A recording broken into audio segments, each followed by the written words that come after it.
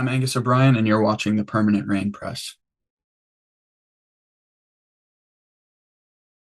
Hi everyone, it's Chloe with the Permanent Rain Press. Today I am so happy to be joined by Angus O'Brien. How's it going?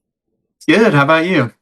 I'm doing well, thank you. And I'm just such a big fan of your work in Boots, so I can't wait to get into your experience making season one. But to start off, what can you share about your background in the arts and what sparked that passion in you? Yeah, absolutely. So I went to NYU Tisch for acting, and I've been in New York ever since. But before then, I would say I first got into it in high school when I did sports in school going up until high school because it never worked to be able to do uh, sports practice and rehearsal for the school's plays and musicals and stuff. But my school had this program called the Student Playwrights Festival, which was a festival of one acts that were written by students and submitted to the school and then produced as a little festival. And that was the only acting that could sort of work with my sports practice schedule. And then when I did it, I was like, oh, I love this way more than sports. So from that point on, sophomore year, I switched and just prioritized doing the plays, doing the musicals, and stuff like that. So a bit of an easy transition for you. What kind of athletics were you doing at the time that you had to give up? I would say I up until that point, I had done a total mixed bag of various school like athletic teams. I wasn't good at any of them by any means, but I've done soccer, I've done football. I was terrible at basketball, but I did that when I was in elementary school. So I just kind of bounced around different things, but I think it was an easy switch because I never felt quite like it just wasn't as satisfying or fulfilling to me as doing the plays ended up being. It must be nice though to come with a bit of an athletic background because it probably lends itself to roles now in terms of like the physicality aspect. Like you've gone through some of like the processes in terms of conditioning when you were younger and in school. Yeah, it's interesting. I feel like um as a working actor, the thing that probably helped the most with um some history with sports is just being used to waking up very early because when you're working on a job, you're probably gonna have some really, really early call times. So I'm glad that I was able to sort of be used to that a little bit quicker. But in terms of the physicality stuff, I felt like with specifically with screen acting, you know, at least a lot of the roles that I did when I was first starting out, they weren't very physically demanding. A lot of the times when you're a young actor, you're usually playing the son in a family or something like that, where the scenes are a little bit more sit down, we're all talking to each other. So this TV show, Boots, was the first time where there was a heavy physical element to the role, and I think that's something that me and the rest of the boys in the cast really had a fun time tackling together, and it sort of helped us all bond a lot faster than I think we otherwise would have. And I know you were part of like maybe a week long or a couple weeks on boot camp and kind of like pre-production as well. So that probably helped strengthen that relationship. Before we get into, of course, Boots, I do remember you in a 2015 episode of Law and Order SVU. That was the Baker reality TV show. My family and I watched that show religiously. Yeah, Obviously, very heavy subject matter, like always, but do you remember anything about your time on set? Because that was like your first acting credit, and you did of get to course. share a one-on-one scene with Peter Scanavino, who is still on the show today as Carisi. Yeah. No, definitely. I mean, I feel like most actors probably remember their first professional job really vividly. Um, yeah, I just remember being so excited. I remember when I found out that I got the job, I think I was walking down uh sort of that bike lane where the West Side Highway is, and I had my skateboard, and then I just started skateboarding really fast, and I was just like, I did it. I'm a working New York actor. Um, and then the experience itself, I feel like was very I always tell people, when they ask about advice I have for young actors, there's just so much that you learn that you don't necessarily learn in school that you learn on set for your first time. Just there's so much lingo, there's so much terminology that no one really tells you about, and you're thrown into this really intense, chaotic environment where there's so many moving pieces. And I just remember feeling really lucky for my first experience to have been on Law and Order because at that point it's such a well-oiled machine that they're very accommodating for I think showing young actors the ropes in that way. I love how you described it as a well-oiled machine. I feel like, is it an actor's institution or maybe in New York to guest star on like SVU at least once in their career? Totally. I mean, I feel like it's sort of if you live in New York for long enough, hopefully you get the opportunity to be on SVU at one point or another. I actually just got an audition for um, another episode of Law and Order SVU because I think there's like a statute of limitation. Like if you, after a certain number of years, maybe it's like a decade or something, or maybe 5 years, you can just play another character, I guess. But I was like, that feels weird to me, so I'm gonna hold off on that one for now. No, I would Yeah, I love don't. to see you on screen again. I do think though, I feel like there's been lists created where some people who maybe end up as like recurring or even leads, like they've been on the show before many, many years ago as like a one episode guest star. So Yeah. you're right, there could be like that statute of limitations. But something else that's really cool is you are an anime manga fan. How are you inspired by this form of animation and storytelling? Totally. Yeah, I'm so glad you asked this because I feel like no one ever like I can never talk to anyone about this, but I first got into it, I feel like because I feel like a lot of people growing up they watch Toonami on Cartoon Network and that sort of gets them into anime, but when I was younger, I would spend the week with my mom and on the weekends we'd go stay with my dad. And a part of what we would do is go to Blockbuster and rent some movie or a TV show or whatever, and we went to the anime section, and that was my first experience. We just I think just picked something kind of randomly, and it ended up being this anime called Berserk, which I was way too young to watch at the time, but we watched it, and it was kind of my first introduction where I was like, oh wait, this is like cartoons, but it can be for adult people to watch as well. The themes and the subject matter can be quite heavy and mature, and I just thought that was really cool seeing this like what as a kid you might think is a sort of like bright and colorful medium depicting these kind of like really intense topics and subjects matters. And I think I liked the juxtaposition of those things. And then secondly, just as an actor, I watch all the anime I watch it with the Japanese voice acting and the English sub. And the voice acting is just like so good. The English voice acting in a lot of shows is fine, but just the like emotion that these voice actors are able to capture in a very limiting and constricting kind of medium, I think is so inspiring. I would love the opportunity to be able to do some voice acting for a video game or an anime or any animated thing, really. That's so awesome to hear. And yeah, I know even like with kind of the language barrier, you're reading the English subtitles and you're hearing them emote and they say so much with so little. It's very, very impressive. What's your all-time favorite anime? Okay. The list kind of it shifts, I would say. Um, I would say my top three in no particular order would be Neon Genesis Evangelion, Steins Gate, and there's this one that's a little bit more recent but has kind of become my current favorite, which is it's called Summertime Rendering, and it's like a time travel murder mystery with like supernatural elements to it. I'm super into anything that involves time travel and time manipulation and parallel universes and that kind of thing. So I would say those are my top three anime of all time.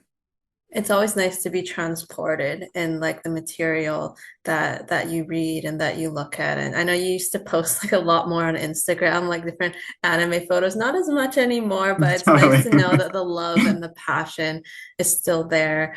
Oh, You 100%. mentioned graduating from Stella Adler Studio of Acting, NYU Tisch. How was your time at school, and what key lessons did you learn and take with you into your professional career? Totally. I loved being a student at NYU, and I loved being a student at Stella Adler. I think looking back, what I would do differently is I still would have gone to NYU because I loved being in the city.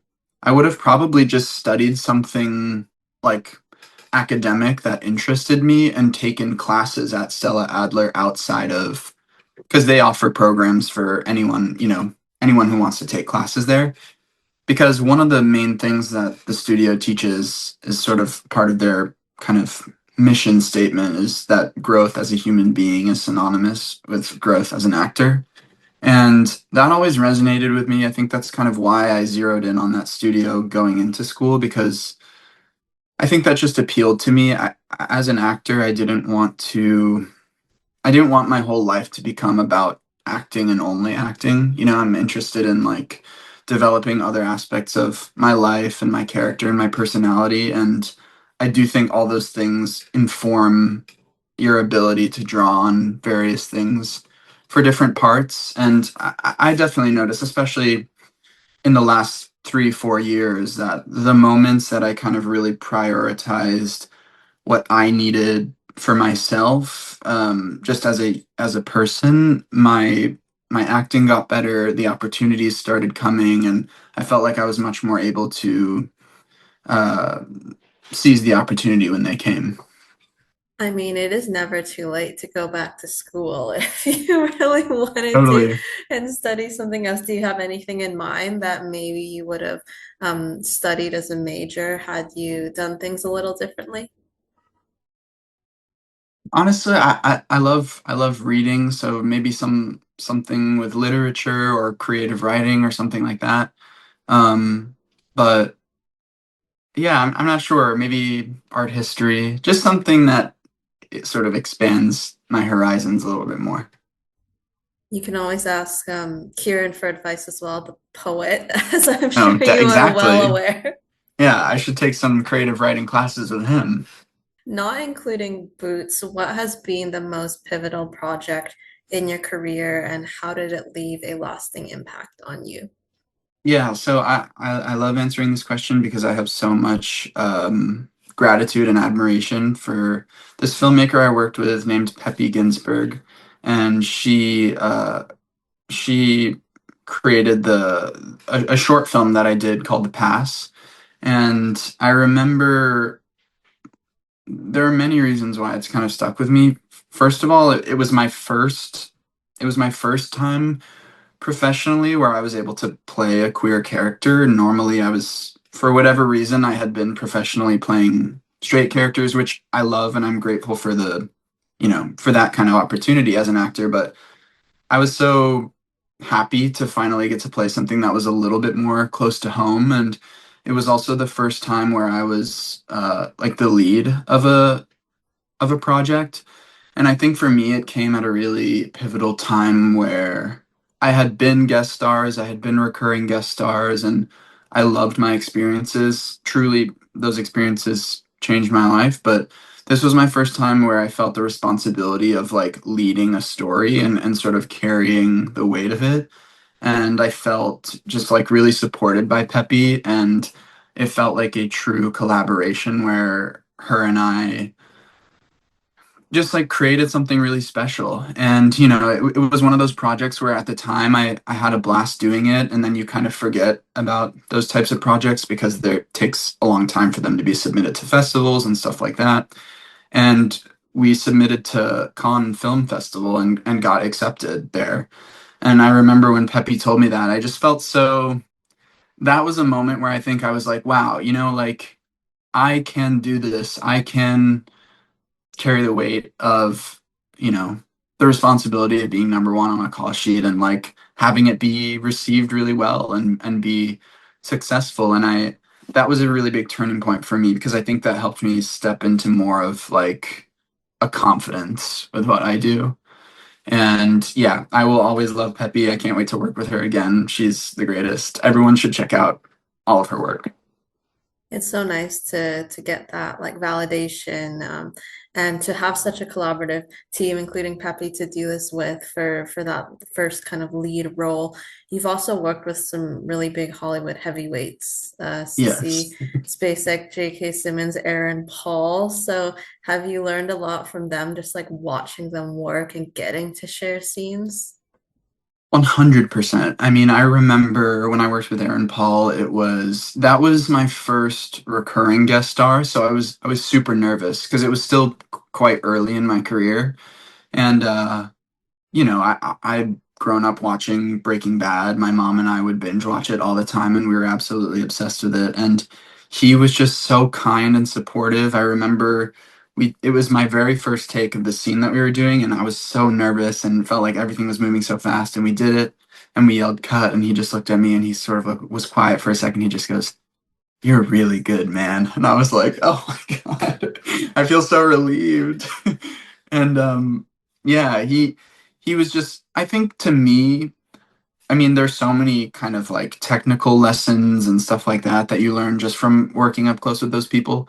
But also, I think the big takeaway was the kindness that a lot of these, for example, like all the people you just listed, they showed such a kindness and support outside of when the cameras were rolling that I really think like y- y- I'll speak for myself. Like I needed that as a young actor. I sort of needed to get out of my own echo chamber and judgments of my own work and to hear people you admire just be like, "You're doing great. Like just keep doing what you're doing, keep growing, and you'll be okay." I think, when I was a younger actor, that was something that gave me the confidence to, I think, keep moving forward. Words of affirmation can be so important, but I think you should also now know that you can hold your own against these Yeah. scene partners.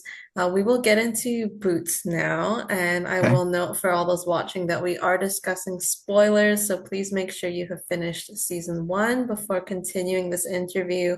What can you share about your audition process and what drew you to the project and the role of Hicks?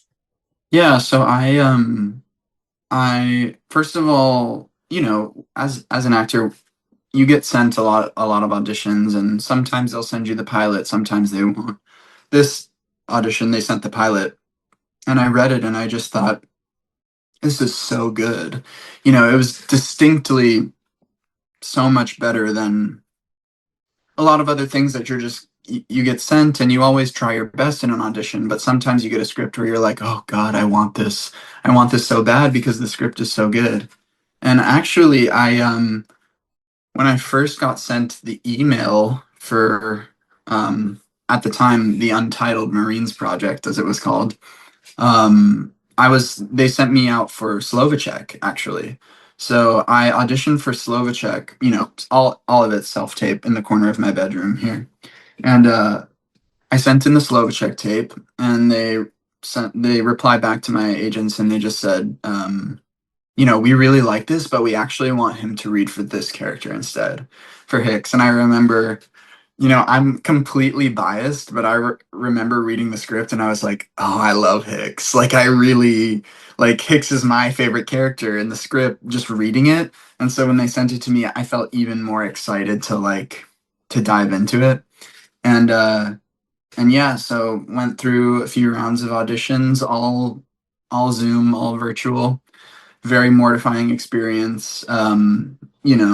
It's my first time as a series regular on a show, and just the degree of scrutiny I think is higher in those parts, rightfully so. And yeah, I was over the moon when I found out I got it. I was with my older brother, and I stepped outside to take the call, and then he was screaming when I told him, and it was a beautiful experience. Did you have a good feeling leaving like your last audition, or were you kind of on the fence? Like, where was your mind at going into that phone call?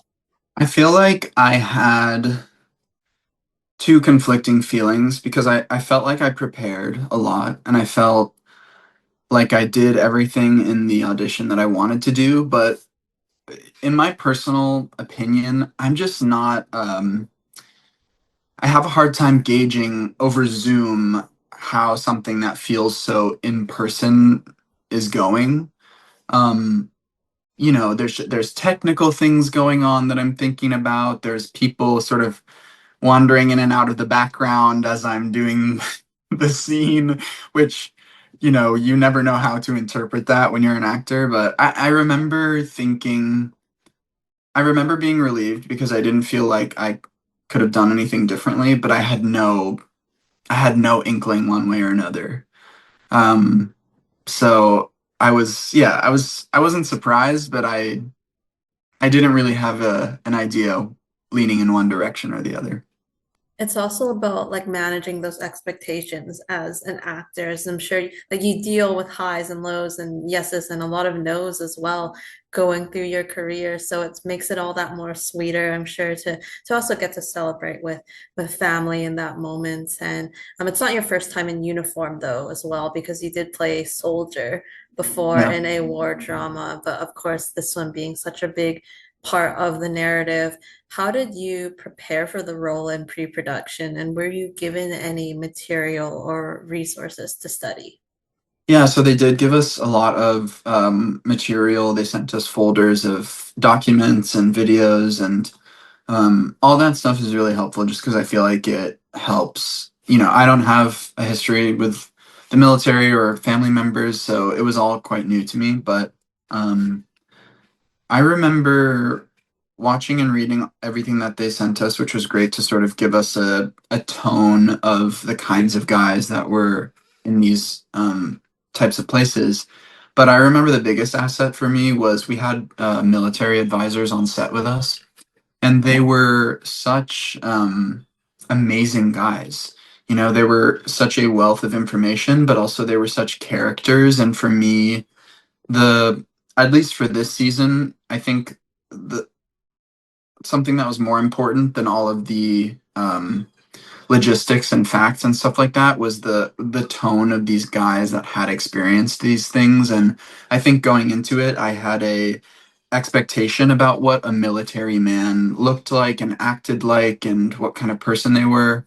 And meeting these guys like really dispelled a lot of those assumptions because I thought everyone was going to be super buttoned up, super kind of strict and not giving anything away emotionally, but they were characters, they were jokesters, they were telling us stories about, in a place like boot camp where everything is so rigid, people are going to find a way to, you know, mess around and have a good time, even in those types of situations. And especially for my character, like that was helpful um, to hear sort of these firsthand accounts of people bucking against these really strict rules because that's such an important part of my character. It must have been so nice to be able to, see them on like a day-to-day basis and kind of maybe run things by them as well. Like, how would I react in this situation? How would people react to my character? So that you're right, it must have been so invaluable to have that. Did you also read The Pink Marine when Oh you were yeah. in pre-production? Yeah. I read The Pink Marine. I'm pretty sure I had read it before my final callback as well, just because I wanted to be doing my due diligence as best as I could. And yeah, it's wonderful. I feel like something that um, Greg captures in the book that I think both as a Marine, but then also as a queer person is like the ways that we use humor and levity to sort of process a situation or uh, cope with a situation. I feel like that's something that I feel like the book and the show both capture really well is like you sort of have to find the lightness in situations where things feel very dark and intense, I think. And Greg has been so supportive of the show and the cast as well. He's constantly posting and showing you guys love, and I know he must be so proud of, seeing his memoir be adapted and brought to life. Can you share some more insight into how you shaped Hicks with respect to the major personality traits that you wanted to focus on in character, as well as the physical side with his mannerisms, facial expressions, all of that. Yeah, so the in the pilot there's a stage direction that it says when everyone's getting off the bus and he sort of beats Cameron to that space in the line, he's treating it like a game, basically.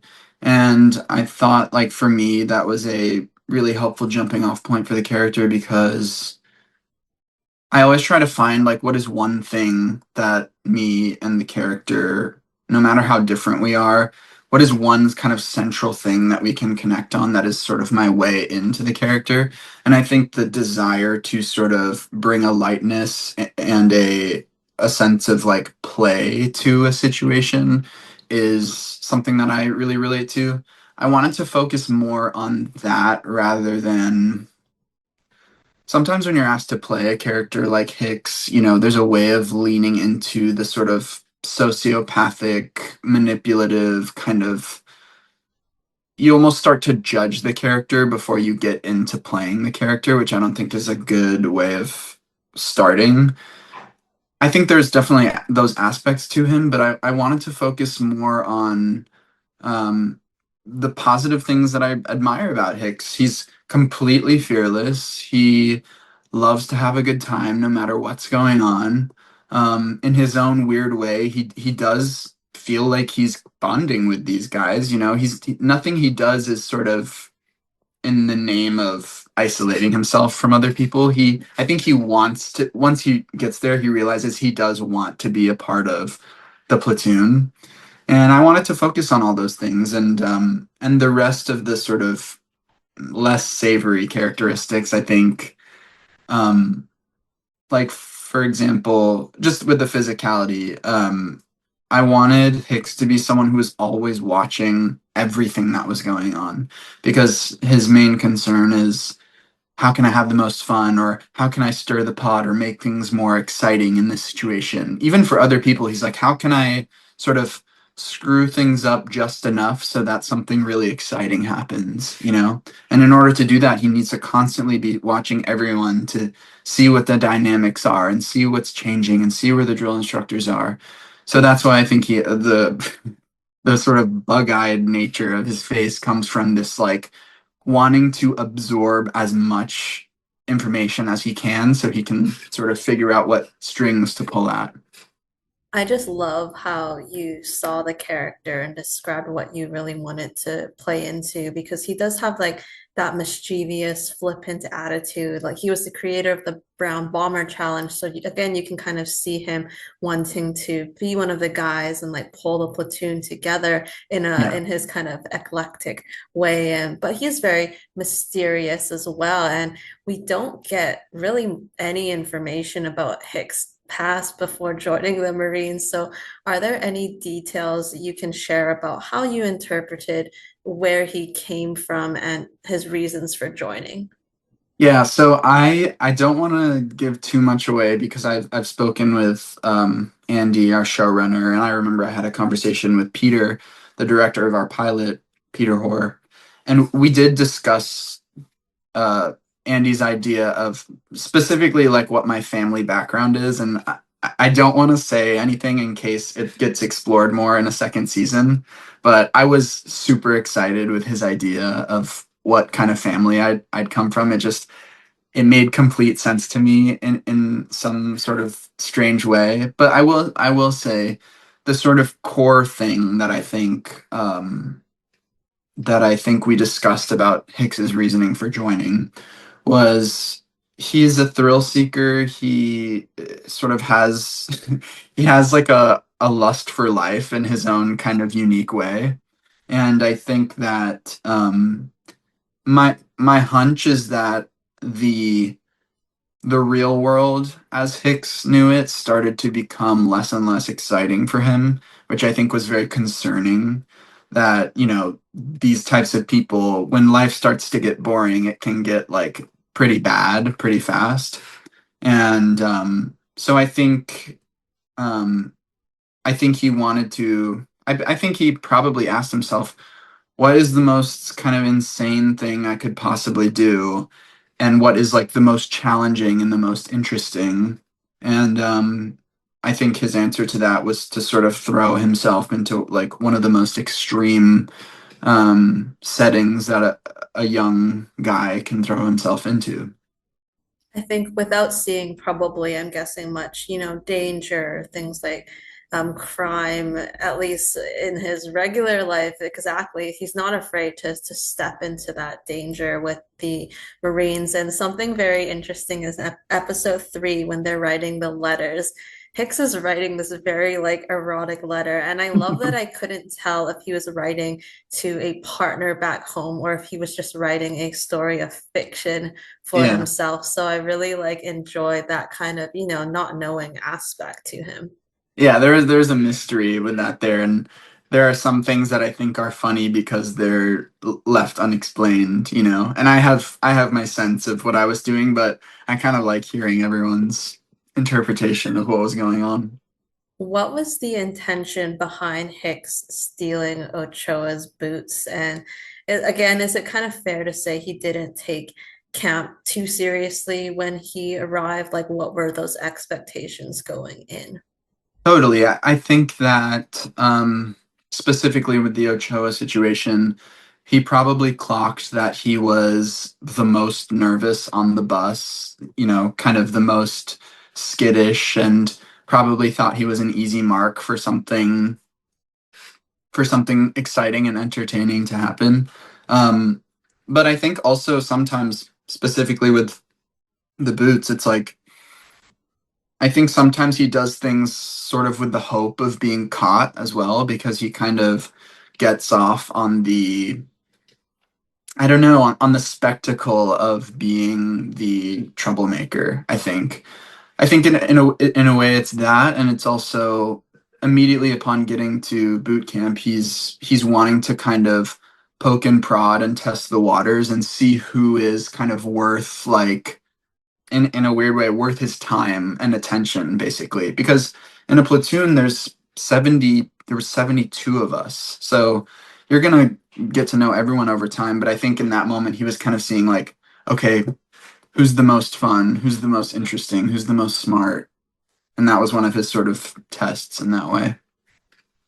It's almost like who can I, rile up and get a rise out of, which Yeah. is kind of what you also alluded to earlier. And you can see that he wants to be caught with swim weak. He had no problem kind of talking while he's gurgling water, and he was fine sitting on the side and being Yeah. pulled out of the pool. Yeah. Which was your favorite scene in season 1 to be a part of, and why?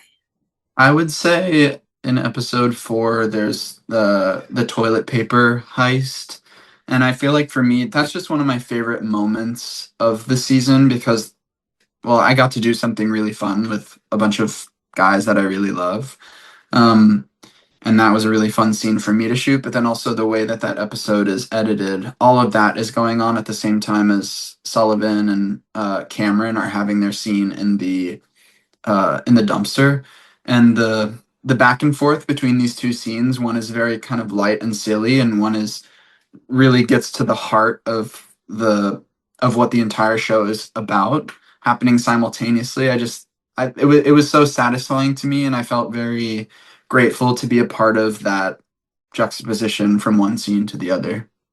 That's so well said. And like Max's performance in that scene, and young Cameron, he couldn't see it at that time until like Jones kind of brought it to his attention later. But I'll jump to kind of toilet paper gate and Hicks's involvement on both sides of the field. So Yeah. again, is that just like the troublemaker wanting to be involved? Like, why did he ultimately want to participate? And then later on, he told Ray about Cameron's deceit and kind of, stirred the pot a bit as well. Yeah, so I have kind of, maybe no one will believe me when I say this. They'll think I'm just trying to kind of justify someone doing something not so nice. But in my mind, I think initially when they come to Hicks for the sort of the initial operation to kind of plan it, I think Hicks reveals like kind of more of an intellectual side and much more of there's like a scheming side that hadn't really come so directly to light before. And that was really fun because I think Hicks is like much smarter than I am. I think he's like probably freakishly kind of like intelligent in a way. And I think that so at this point in the show, I think Hicks is like, oh, I like these guys. I like this platoon. Like, this is fun. I'm having a good time.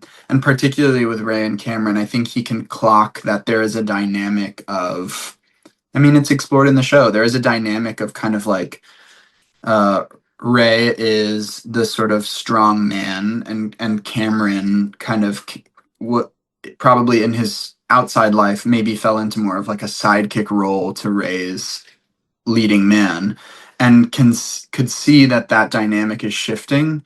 And I think Hicks saw the tension that was building in their relationship and kind of just thought, you guys are gonna need to be upfront about this if you want to continue to grow in your friendship. And I think he was just like, I'm telling him because otherwise the friendship just will continue in this lie, right? And I think he sort of sets the stage. He sets the stage for them to be completely honest with each other.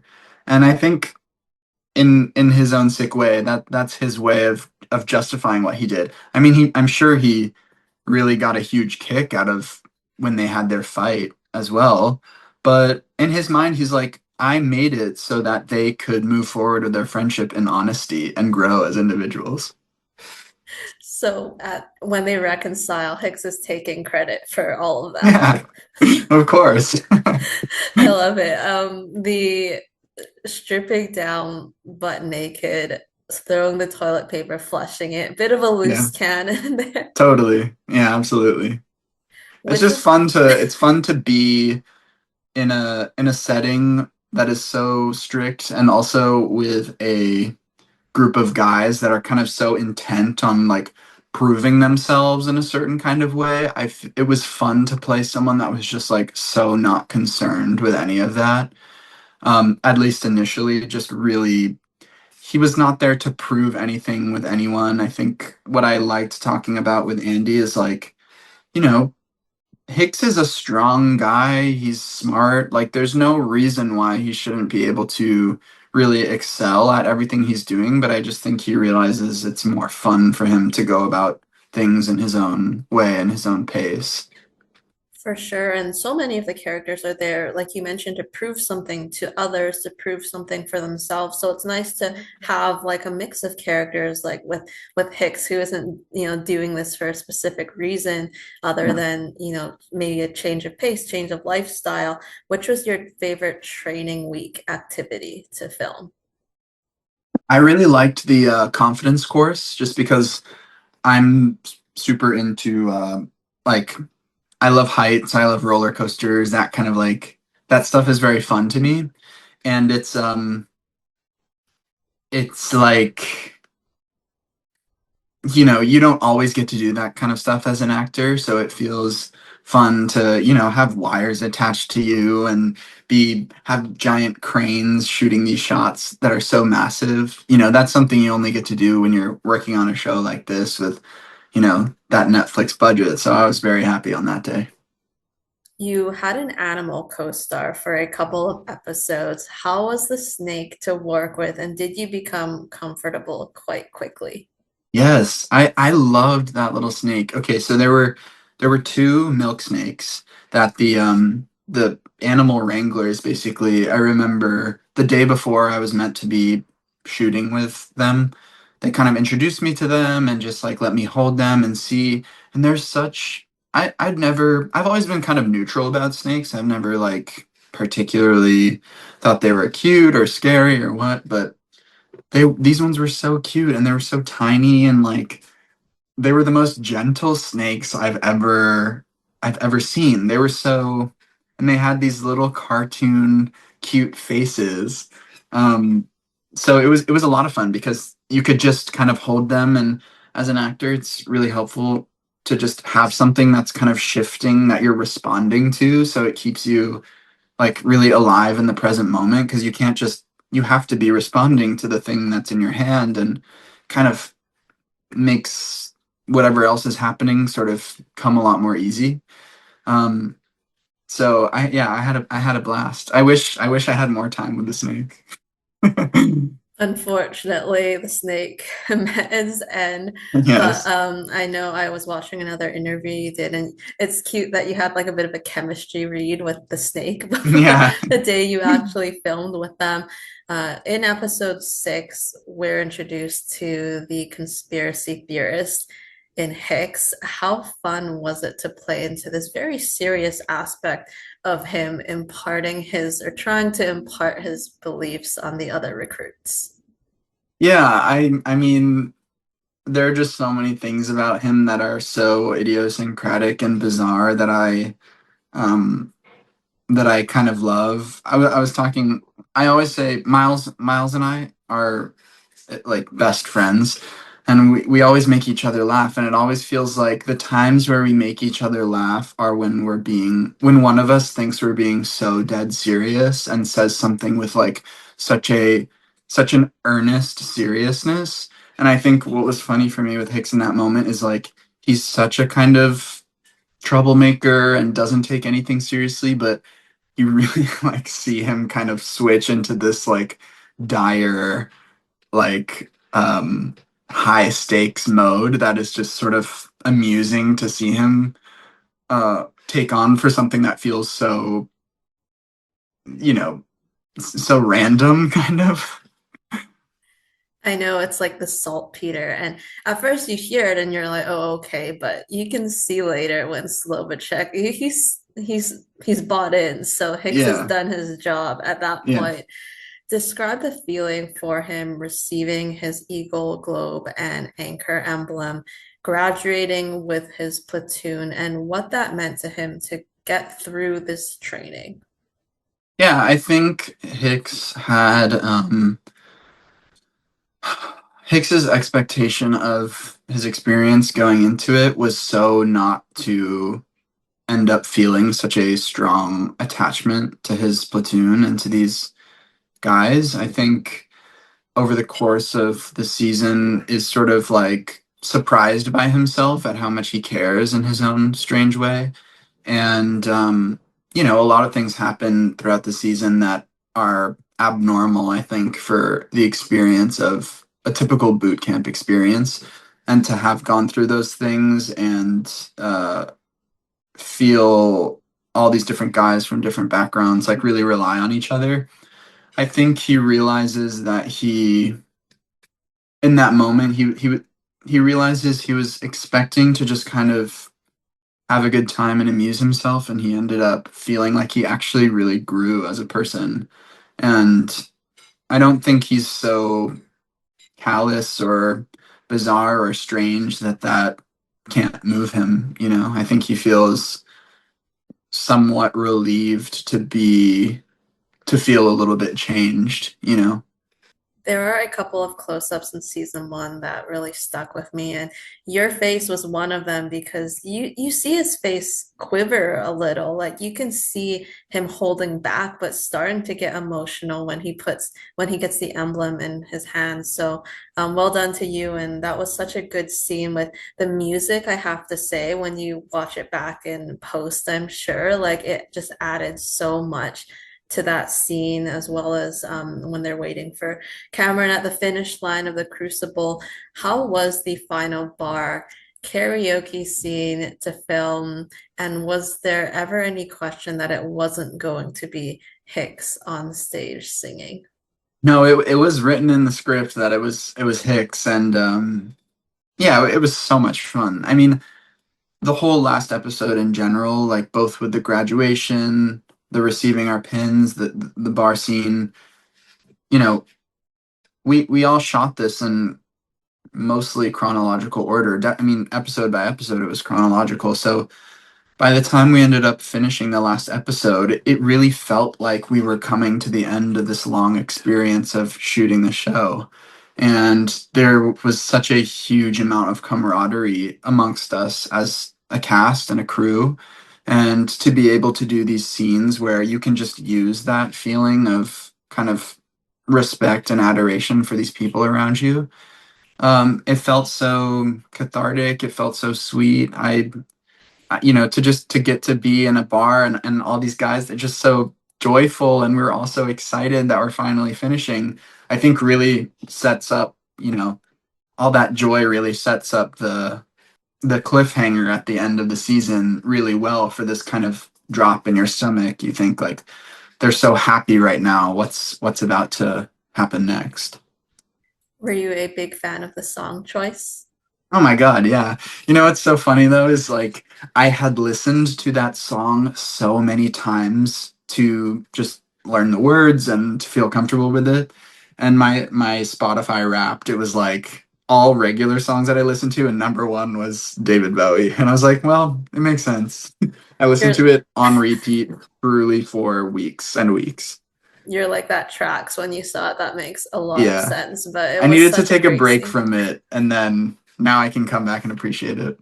Now it's made its way back to maybe a semi-regular Yeah, rotation yeah, yeah. It's a for the nostalgic reason, play. exactly, for the reason it takes you back to that scene and that moment.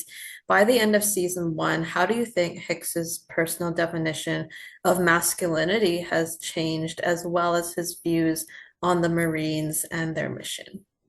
Yeah, I think the question sort of goes back to something I said earlier, which was that I think in the show, a lot of the other guys kind of do feel like they're proving something as a man, as a soldier, as you know, there's a little bit more of them kind of proving themselves in this more kind of like masculine macho way. And in a way, I feel like Hicks is kind of, again, I don't necessarily feel like he's so completely self-assured in his identity as a man that he sort of like is so unconcerned with like proving his masculinity to anyone around him. But I think if anything, I think what he sees is like getting to bond with so many different kinds of men and so many different kinds of people. I think it sort of further reveals to him like the value of being one of many different parts. And I think that's something that I really love that the show explores, is just like how different all these guys are, but how much they come together and depend on each other for support. And um yeah, I think Hicks also sort of with the Marines thought, you know, he knew it would be a challenge, but he didn't know that it would actually fundamentally change him as a person. And I think he feels a level of like respect and admiration for that reason. And on that note, season one ends on that cliffhanger, that somber note with the first Persian Gulf War on the horizon. Hicks was obviously preoccupied on stage at the bar, but did you think about how he would have reacted hearing the new developments and of their possible deployment to Saudi Arabia? Yeah, sorry, no, I just went out. Um I think, again, this is one of the aspects about me and Hicks that is very different, but I feel like if I'm being honest, he would probably be extremely excited at the prospect of kind of immediately going from boot camp to another very high pressure, intense situation. But I was talking with Andy, our showrunner, and I think for me, something that I'm interested in exploring in a second season is like, you know, what is everyone's expectation about the real application of these types of things? How does everyone expect to feel? And I think when they're met with the reality of what how that applies to the outside world, I mean, particularly with Hicks, I think he a little bit has this kind of fantasy of what it means to be in the military, and I'm interested in him kind of having a little bit of a harsh wake up call with what the reality of that means. For sure, because throughout the season, he even verbally says he wants to know what it's like to kill a person or have Yeah, that chance. And he's handing people knives and everything, but is it yeah. really all it's chalked up to be for him, which would be such a fascinating thing to explore in the future. You did film in a defunct naval base, which stood in as the training facility on Paris Island. So, how are the sets and environment for you? Like, is there anything specific that stood out that really added to the show's narrative? Yeah, I think the sets, I mean, for me as an actor, the tangible things that exist, uh, whether it's like a set or a prop or a snake or your hair being shaved off or what, all these real things really do help inform what I do because it just gives you something to play off of. And so being in those spaces really did you just get a sense of the scale of everything. It's so large. Boot camp is so feels so big. Even your platoon is such a large group of people. And to be in those big open spaces really did, I think, help give that like the gravity to it and also just the level of care and specificity with which they were building these sets and consulting with the military advisors to feel very real. And I remember I think I can't remember when, but we came back to where the sound stages were, and they had completely built the gun range, and it wasn't there before, and then it was just there. It was really kind of a magical experience seeing they can just create a world like that, and it certainly makes our jobs a lot easier that they put so much care and specificity into those sets. As a viewer, there's a lot of screaming in the show by the sergeants in particular. So, how loud was it on set? Did you have to protect your hearing? And what was it like having like Nicholas, Cedric, and Max in your faces all the time? Very, very intense. It was amazing. I mean, they're all so incredible. They are such wonderful actors and such wonderful people. And yeah, again, that's sort of those types of interactions when they're giving you so much, it makes it easy to respond to whatever's happening to you in the moment. The only time I think we needed protection for our ears were when we were on the firing range and shooting, the screaming I think we all dealt with and was just a part of the experience, but it was they they made sure that we all had protection for our ears when we were using firearms and stuff. How was your experience working with the crew and the creative team, specifically Greg Cope White and your showrunners and their vision for the show? I mean, it was the experience of my life. It completely changed my life. They're such kind and wonderful and supportive people. I felt like I really felt like we were all creating something from scratch together. And now that the show is out and people really seem to be enjoying it and watching it. It feels like I just feel so proud and I feel so grateful to them for letting me, you know, do my small part in creating this large, beautiful thing. And I I love them so much. I hope we get to do it again. How about your relationship with the cast and how did you all bond together in New Orleans? Do you have any like favorite behind the scenes moments from set or, outside of set that you can share? Yeah, I'll just say that we all got so close because we were all spending every day, all day working together, which is unusual for a production. Normally, you have your scenes with two or three other people, and then other people have other scenes, but we all got really close very fast. And particularly Miles, who I met obviously when we started, has become, I've had work friends before, but he has become like my ultimate soulmate best friend in the world.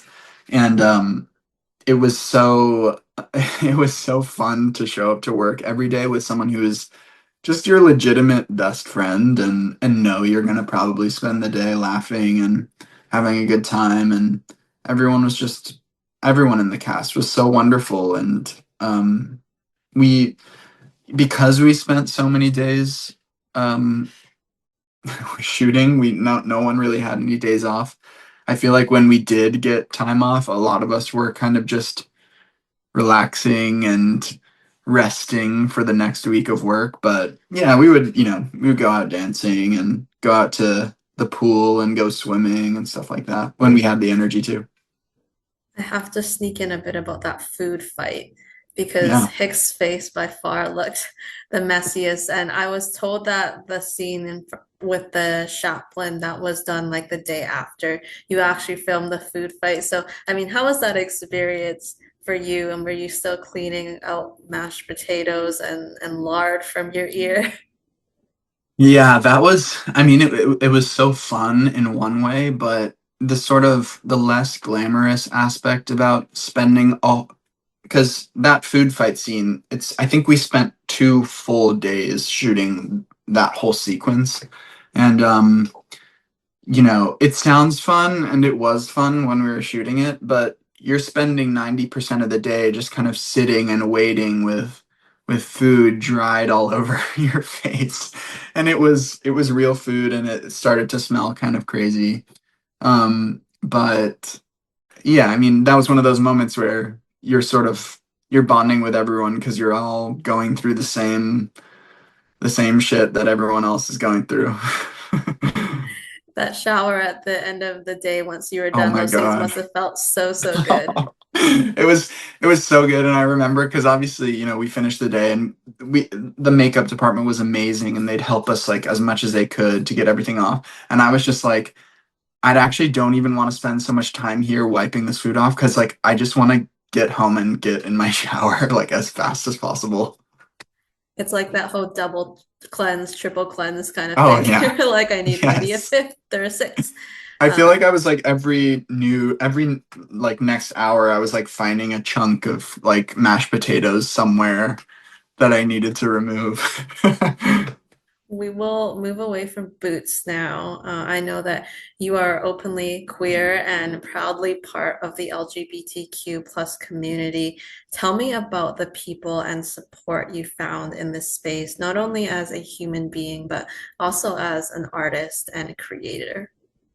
Yeah, I mean, again, I'll just have to say, like Miles. I think one of the reasons why him and I got so close so fast is because sets, even in a story like this, like sets can be a quite macho, masculine space. Everyone is amazing, but sometimes, like as a gay person, at least for me, sometimes I do feel a little bit kind of.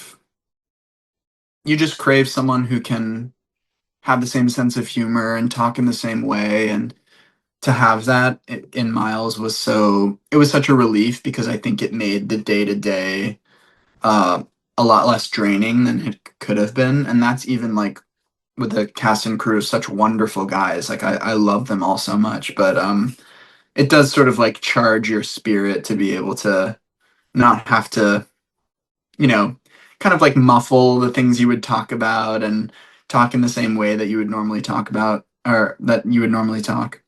And yeah, just knowing that like Andy and Greg and Peter, the director of our episode, everyone was so openly and freely themselves that it did feel very liberating to just know that like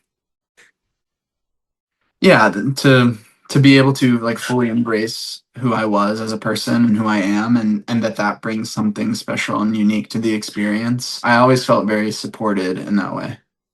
And in New York, you're also like a part of the community. I think you host events sometimes as well. Sometimes, yeah. Occasionally I will now, but I will say now that I am sober, I end up going to bed at like 10 or 10:30, so it makes hosting parties a little bit more challenging, but I try to do it every once in a while. I did read your piece in 2018 for Teen Vogue, which was Mhm. about, playing transphobic bullies, especially early on in your career, and how eye-opening your time on Rise was. And you're so eloquent, so that's such an impactful piece for those who want to check it out. It's online. And on October 12th, congratulations, you made a post on Instagram celebrating 3 years sober, expressing gratitude. If you're comfortable sharing, can you talk a bit about your journey to sobriety and the quality of life it's afforded you today? Yeah, I mean, it's again, it's one of those things that just completely turned my life around. I don't know that I don't know that I would be alive today if I hadn't gotten sober. I was in some ways very, very lucky. Growing up, I lived mostly with my mom and my older brother. And at the time when we were all younger, my mom, uh, she's now sober, but my mom is an alcoholic, my brother is a drug addict, and I felt such pressure to be like the one that was okay, the perfect sort of like the one that was handling everything. And I was for a very long time. And I think after COVID, my own relationship with drugs started changing in a way that was it snowballed into something that was just like completely destructive in my life. And it's sort of, the thing that I had always hoped I would never end up being like my family ended up coming for me in the end. And but what was really beautiful about the experience was because by the time I needed to get sober, my mom and my brother have now been sober for many, many years.